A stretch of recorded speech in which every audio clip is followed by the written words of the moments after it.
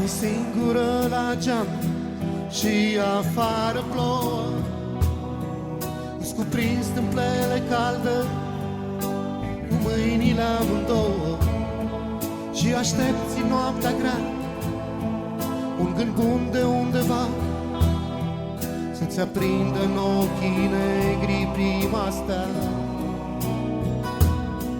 Glasul ploii îți șoptește acum un cântec trist.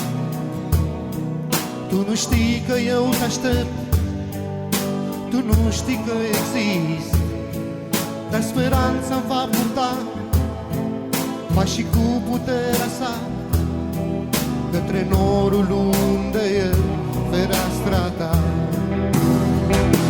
Spune-mi cine ești, spune-mi ce dorești, spune-mi dacă mă iubești, spune-mi dacă vei veni într-o zi în calea mea. Spune-mi cine ești, spune-mi ce gândești, spune-mi dacă voi afla într-o bună zi și drumul spre inima ta.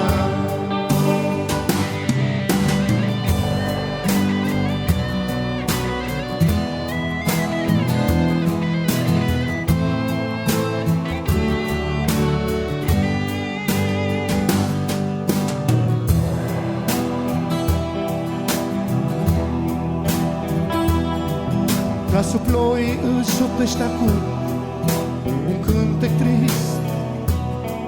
Tu nu știi că eu te ascult, tu nu știi că exist, dar speranța-ți va purta pașii cu puterea sa către norul unde e fereastra ta.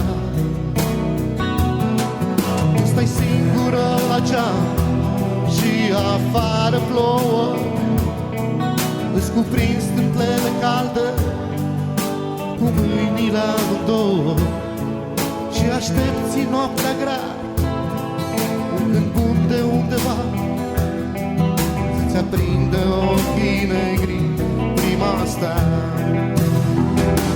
Spune-mi cine ești, spune-mi ce dorești, spune-mi dacă mă iubești, spune-mi dacă vei veni într-o zi în calea mea.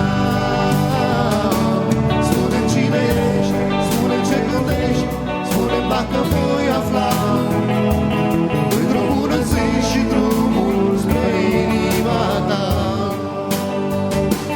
Într-o bună zi și drumul, într-o bună zi și drumul, într-o bună zi și drumul